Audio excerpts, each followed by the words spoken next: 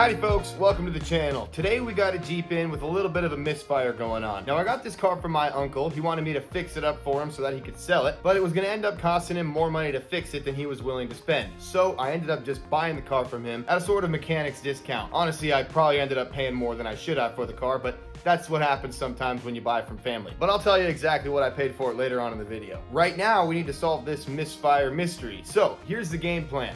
Before we turn any wrenches, we need to try to gather as much information as we can to try and point us in the right direction. Then we need to run some tests to try and isolate the issue, including one really cool test that'll show us exactly what's happening in the engine and leave no doubts as to what's going on. At the end of this video, we'll know exactly what's wrong with the car, exactly where to start looking, and we'll avoid spending any money on any unnecessary parts. Spoiler alert, folks, this is a really common problem with 4.7 liter V8s and 3.7 liter V6 Chrysler, Dodge, and Jeep engines. All right, let's get started. Alrighty, so we know the symptoms that we're seeing. We got the rough idle, the smoky exhaust, we got the misfire going on, and we have our check engine light. At this point, it's time to break out the scan tool, plug this sucker in, and see what kind of information we can glean from it. Now, we can do most of this job with basic hand tools, but this is going to be one of those things that we're going to really get our money's worth out of today. It's going to tell us a lot about what's going on. Alrighty, so we can see here, as far as codes go, we got a P0300, which is a multiple cylinder misfire. Another one of those stored. We have a catalyst system efficiency below threshold, and that's showing on bank 2, which is interesting. And that's it. We just have a bunch of multiple cylinder misfire codes as well as a catalyst system inefficient code. So let's go over to the live data and take a look at what we can see here. You'll note that we have a set of bank 1 long-term fuel trim and short-term fuel trim. That's STFT and LTFT. And then we have a bank 2 short-term fuel trim, long-term fuel trim. Same deal. So bank 1 is always going to be the bank or the side of the V engine that has cylinder 1. So in my case, that's going to be the driver's side. On bank 2 long-term fuel trim, we're only pulling about 2%. Now what this number reflects is the computer reads how much fuel is in the exhaust based off of the O2 sensors, and based off of that, it makes adjustments to how much fuel it's putting into each cylinder. And now this is just reflecting the long-term and short-term changes that the computer is making based off of the O2 sensor data. So we can see here that on bank 2, we have a negative value, as well as on bank 1, we have a negative value. They're all negative values, which means we're subtracting fuel as a percentage. So we can see on bank 1, we have a long-term value of 16%, whereas on bank 2, we have a long-term value of only 2%. So this plus or minus 5%, 5 to 10% is pretty normal. But we see here that on bank 1, we're pulling quite a bit of fuel here. So the computer is seeing that the engine is running rich and pulling 16% of the fuel on bank 1. So that's a good indicator that we need to look towards bank 1 to find our problem. So what do we learn from all that? Well, we know it's a random misfire code, which means that it's affecting 2 or more cylinders. So we have 2 cylinders misfiring, and we also know that bank 1 is pulling around 15-ish% of fuel, while bank 2 looks totally normal. Now, of course, we're gonna check both banks because that's the right way to do it, but our problem is gonna be on bank 1. Alrighty, so we know it's a multiple cylinder misfire. It's something that's affecting multiple cylinders, and we know that it's probably on bank 1. So the first thing that we're gonna wanna do is check off the simplest things on the list. That's gonna be vacuum leaks, battery terminals, spark plugs, stuff like that. So take a look here. This is the ground terminal that came off of the car. And as you can see, it was cracked and it was on there loose. So I replaced this, and this is something that can absolutely cause a misfire. Weak connections on your battery terminals can cause low voltage issues, and that can cause weird engine problems such as misfires. Now I replaced this, fired it back up, problem was still present. So we started looking for vacuum leaks. Now, one of my favorite ways, and I think the easiest quick check for vacuum leaks, is to pull off the brake booster hose. And I know it's kind of gross, but we pull off our brake booster hose and then we just blow on it. Now keep in mind that air is going to escape through your throttle plate. Your throttle plate doesn't form a perfect seal. So with our brake booster line disconnected, the next thing we want to do is we want to just pop our intake hose off. Then you can either come up with something like this that'll seal it off, and I can just put this over top of my throttle opening here, or you could just cover it up with your hand, which is what I'm going to do real quick. This plate was for a different test. Choo-choo!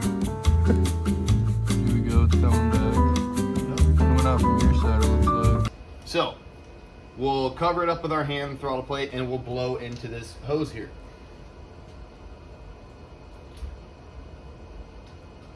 Now when you do that, it should hold pressure. If you can feel air escaping or hear air escaping somewhere, then that's a good indicator that you have a vacuum leak. In our case, we did have a vacuum leak. There was a couple hoses. You can see this one right here was just disintegrated, and when I went to pull it off, it just shredded right in half. That's why it's broken right here, but it was leaking vacuum past these cracks right here. So that was one thing that did need to be replaced. So if you do have some vacuum leaks, go ahead and address those and recheck. That might just fix your misfire issue. In our case, we weren't so lucky. Alrighty, so the next easy thing to do is we can check our spark plugs. So we'll pull off our 3 coil packs right here. Alright, then I can get these coils out of the way. Alrighty, with those coils out of the way, we'll take a 5/8 socket and we'll just pop these spark plugs out real quick.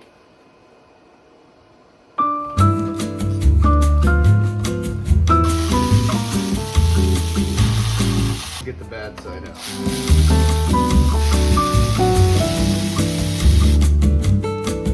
Alrighty, so we can see here, this is the way I pulled them out. So that would be wham, bam, bam, wham, bam, bam on bank 2.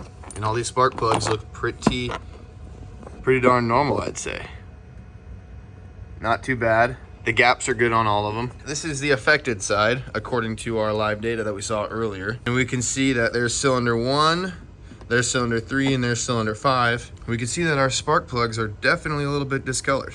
Now, I'm not an expert at reading spark plugs or anything like that, but for sure, there's a little more discoloration on these ones versus those ones. And this is the bad side, that's the good side, according to our live data at least. So we're gonna keep dialing into bank 1 here, but there's a couple more things that we can do.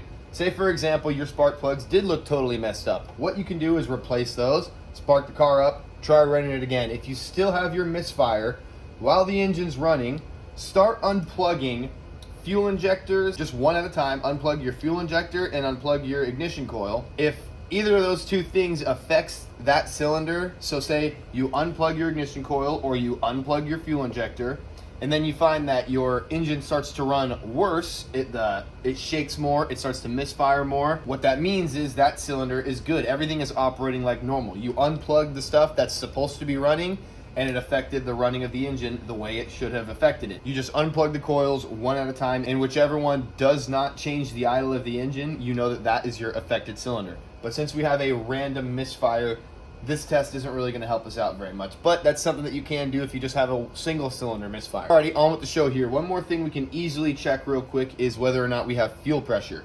And we don't need to do anything crazy, but what we wanna do is we just wanna turn the key and let the fuel pump prime. Then I'll come over here to the fuel rail, and you can see, here's your fuel rail. Goes along the top and goes over to the other side. There's your fuel supply. So you'll see that there's a little valve right here. That's a test port. It's a Schrader valve, just like on your bike. So you could take your fingernail and depress the little needle inside of there. I wouldn't necessarily use my fingernail. What I'm actually gonna do is use the tip of a screwdriver. And make sure you're wearing safety glasses and stuff while you do this, but we should have some fuel spray out. So let's press this real quick and see what happens. All right, we'll try that one more time. I just primed it again. There we go, saw that fuel squirt out. The fuel pump's obviously not continuously running, it just runs real quick and then stops. So once we let that spray out, it's not gonna spray anymore. But we obviously have fuel at the fuel rail, and we also have a rich condition, so it's probably not a fuel injector or a bad fuel pump that's causing this misfire. Alrighty, so the next thing we're gonna look for in the diagnosing process is we have all of our spark plugs out. What we wanna do is we wanna pull the fuel pump relay. I'm just gonna flip this open real quick. Okay, here we go. Looks like M25 is the fuel pump fuse. So I did not hear it prime. I'll come over here and check and see if we have pressure again. And we do not. The fuel system is shut off. Now we can check compression on this engine. So what we're gonna do is we're just gonna thread our compression test hose into each spark plug tube and check each cylinder one at a time. And you of course are gonna have a few different attachments for your compression tester kit. So just take your spark plug and match the threads up to whichever one you got. Looks like these are both the same thread pitch. One of them is just longer and one's shorter. So since we have some longer threads here, we'll just go ahead and take the longer one. Let's go ahead and start on the good bank. just so we can get a nice little baseline of what's going on here. And we'll thread it in by hand. We definitely don't want to get this tight or turn this with any kind of tools. Just want to go finger tight. Then we can attach this portion. Alrighty, so we pulled all the spark plugs and checked those. Our battery terminals and everything's have all been checked off. No vacuum leaks, nothing like that. In our previous testing, we've already looked at the air filter. That's good. We have fuel pressure up here at the fuel rail. So what we want to do now is check for compression. This is just a good test to give you a general idea of the health of each individual cylinder. So we pulled our fuel pump fuse, that's M25. Now we have our compression tester set up on bank 2, cylinder 2. So we'll go 2, 4, 6. They should all look pretty good. And then we'll go over to 1, 3, and 5. And we should see some kind of something going on this bank. Everything is clear of the belts.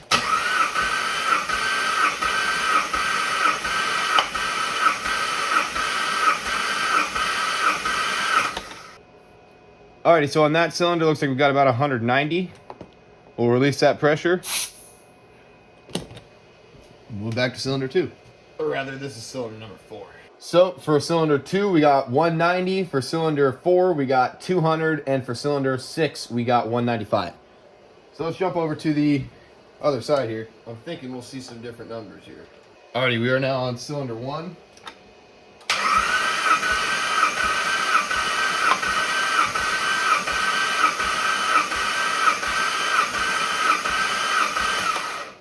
Gave that a pretty good shake. And look at that. We only have about 160 on this one. Maybe 162, 163. Now keep in mind the way these tests work is there is a valve somewhere in this that allows air to fill this portion of the test equipment, but this side can still bleed off. So air can fill this up, but it can't escape until you push this button right here. So it can bleed off on the other side of this all at once, and you would never know. The needle's just going to stay planted at whatever the max pressure was until you bleed it off.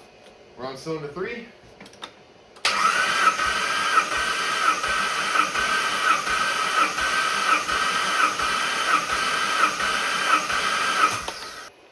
All right, so this one we got, looks like 175. Cylinder 5.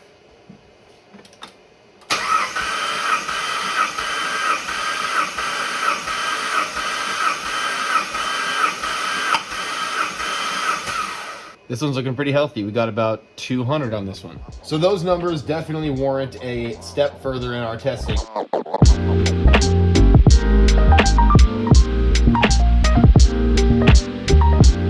Alrighty folks, it is the next day. I was hoping this thing would fix itself overnight, but it still kind of looks the same way it did when I left it. So that sucks, but we'll keep going. Alright, we got low compression numbers on cylinders 1 and 3, which is causing our misfire.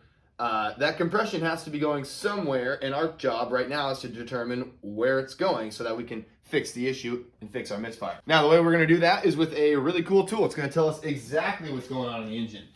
And that is the cylinder leakage tester. We're going to hook this up to each individual cylinder, and we're going to put shop air into the cylinder continuously, and we'll be able to see as a percentage how much air we're losing in the cylinder. Now, we should have every engine, even a brand spanking new engine, is going to have some level of leakage. They're not perfect. So around 5 to 10% is pretty normal. But what we don't want to see is like 20, 30, 40%, and we definitely don't want to hear a big hissing of air going anywhere.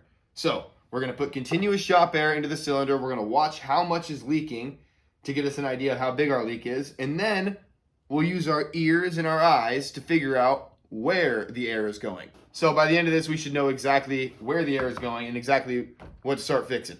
All right, in order to perform this test, we're going to need to rotate the engine by hand. You could do it with a starter if you're really crazy, but I'm not gonna. I'm gonna take all this stuff off and I'm gonna just put a wrench on the flywheel and pull it by hand. And it's not that hard to do. We already have the intake out of the way, so we'll get rid of our coolant reservoir, and then we'll get rid of our fan shroud and our electric fans. And then we can take off the mechanical fan, the clutch fan, and then we're out of the way. It's like 10 bolts maybe. So we'll start real quick and we'll pull this out. Get rid of the airbox too. Just pops right out.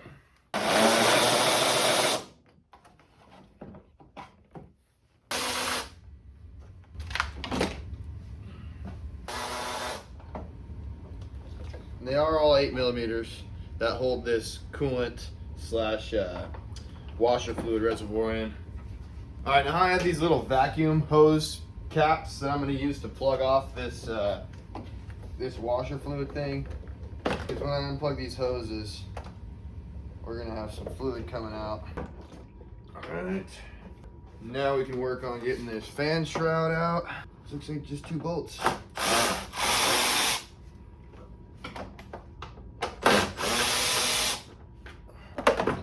2 bolts, and then it's hooked into 2 lines over here. These might be either AC lines or power steering cooler lines. And then we're going to want to unplug the radiator fan. A little tricky to get that unplugged, but it's not impossible.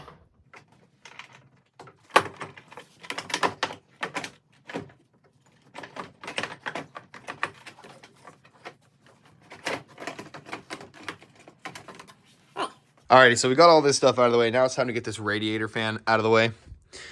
You could probably work around it, line up the big gap in the fan blades right here, and just turn that bolt down there. But I'm just gonna take it off, get it out of the way. It's super easy. So the way you get these out of the way is you'll see in the front there are holes. There's one hole right there. There's gonna be one hole right around there. There's one hole down there. See, hole. And you need to be able to hold this in place so that it doesn't slip inside the belt when you unscrew this. The way I do that is I just measure with a tape measure or a ruler or whatever you got the rough distance between those 2 holes, and then I take a piece of flat steel and drill 2 oversized holes in it. And it helps to have them oversized so that the bolts can move around in there, and so that if you don't get them perfectly spaced apart, the wiggle of the bolts will be able to make up for that. And then, you see I messed up on this side, so I just redid it on this side. And then you just take 2 bolts and nuts and thread them in there. And they should be able to wiggle around a little bit to help them line up in the holes a little bit easier. But you can just take this tool and you can stick it down and grab the holes like that, and then you can back it up. And then you just take a big wrench and you stick it on that right there, and you break this thing loose. Bust it loose. There it goes. All right, now some of these fans are going to be reverse thread. Some of them are going to be regular thread. On this Jeep, they're regular thread, lefty-loosey, righty-tighty. And the way you can tell that is if the fan blade is closest to you on the left side of it. So your fan blade is either going to be like this or it's going to be like this. And that is going to depend on which way the engine rotates. If it's like this, and the corner closest to you is on the left side of the fan blade, you see the farther corner is on the right side and the closer corner is on the left side. That means that it comes off regular thread, lefty-loosey, righty-tighty. If the close corner was on the right-hand side of the fan blade, then it would be reverse thread, lefty-tighty, righty-loosey. All right.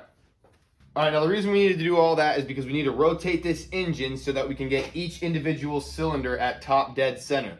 Now that's super easy to do. It's not hard to do at all. The hardest part of it actually is just getting everything out of the way, which we've already done. So we will continue on. Alrighty, now we know this engine rotates clockwise because we had to spin the fan counterclockwise. So we'll rotate it towards the right at the top. We'll have our wrench set to tightening.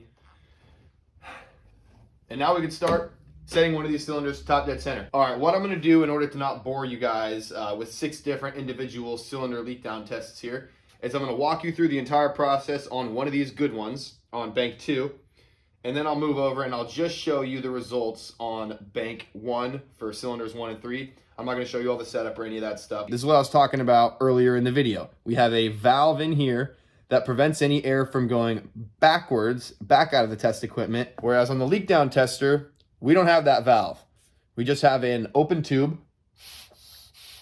I can blow and suck through it, giggity. All right, so let's get started here. We'll thread into cylinder number 2. And again, we're just gonna go hand tight. We're not gonna use any tools. We're not gonna put channel locks around this and try to get this hose crazy tight. There is an O-ring on there, so it will seal. Now comes the part where we need to rotate the engine. All right, so we'll start cranking the engine, and as this cylinder, number 2, starts to seal up at top dead center on the compression stroke, it will push air out of the spark plug tube. So we'll cover this with our thumb, and we'll rotate the engine just a little bit at a time, a couple degrees at a time, and then we'll release our thumb and listen for the puff of air. Once we stop hearing the puff of air, we'll know we're at top dead center.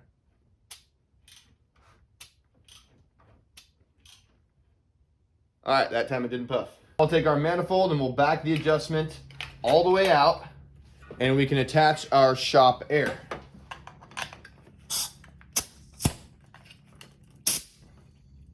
All right, and we won't have any air leaking through because this regulator is backed all the way out. All right, now let me figure out a way that I can set this thing up to where you guys can see it.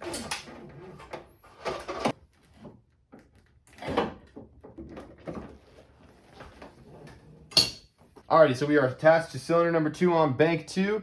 We have our regulator all hooked up to the shop air, and we have it hooked up to cylinder number 2, and our regulator's backed all the way out. I'll put the ratchet back onto the harmonic balancer, and I'm just gonna be ready to hold this crankshaft in place in case the engine tries to rotate on me, and I'll slowly increase the pressure going to the cylinder.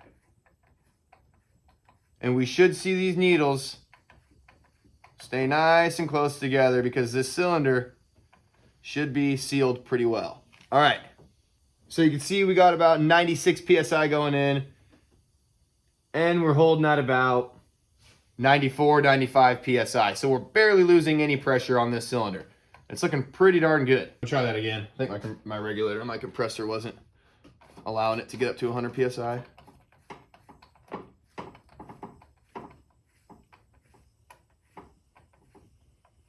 There we go.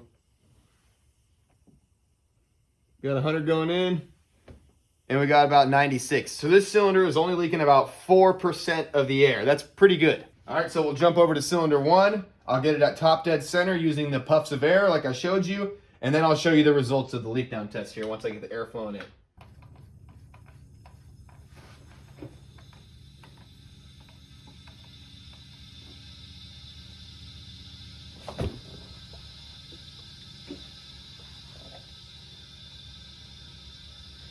Alrighty, you can see here we're at 100 PSI, and we are losing 25% on this cylinder. And the other notable thing is, now before I made this video, I tested all these cylinders. I've checked every single one of these. On the bad cylinders, it seems to want to turn the wrench. I mean, it really seems to want to turn the wrench. We got 100 PSI going into there. And it wants to rotate the engine backwards and turn the wrench. I have to back it up. On the good cylinders, it doesn't do that. The compressor just filled back up, so we are ready to rip. So I'm backing this wrench up, and if you see me start to make faces, just know that's because I'm holding this thing tight. Now see, this one's not doing it, but the other one really wanted to move it. Now it looks like we're at 70% on this one. And let me show you something. So we could, obviously air is escaping somewhere. Let's take a listen.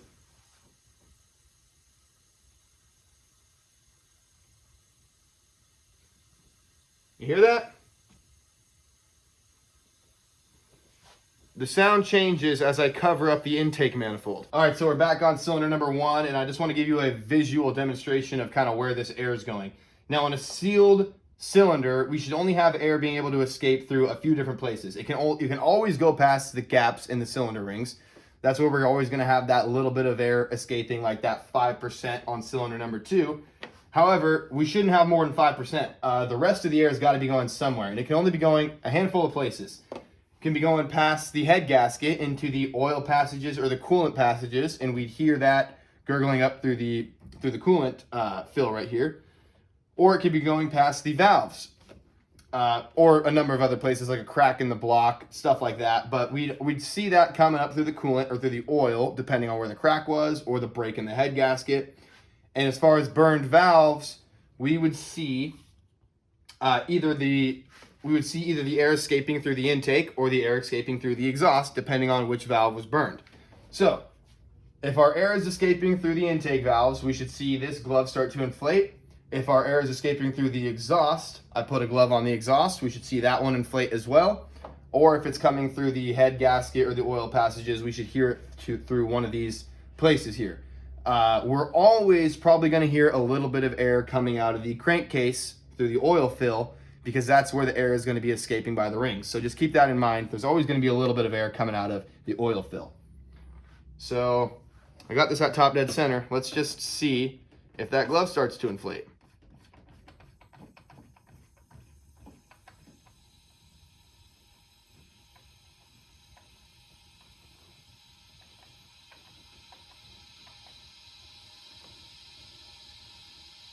And there we go. We can see that's exactly what's happening.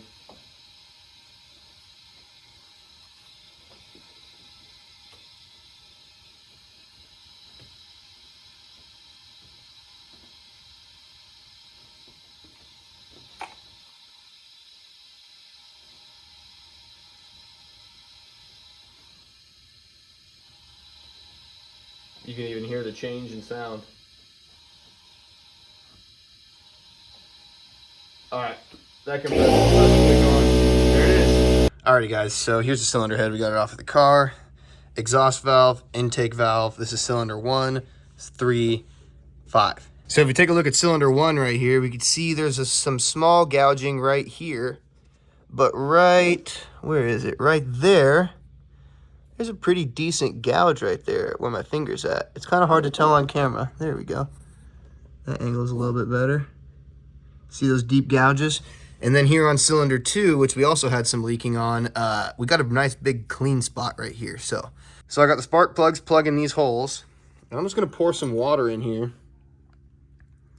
and see if it even holds water.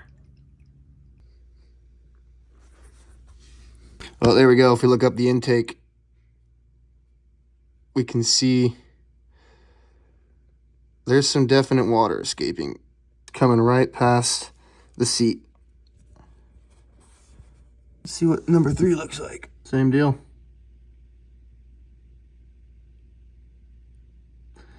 Cylinder number 5 was good. It didn't have any leaks. And it looks like there's a small amount of water in there, but that drip isn't even moving. There's a tiny bit of wetness around the seat, but it's not like these ones. You can see there's a continuous drip coming out of these.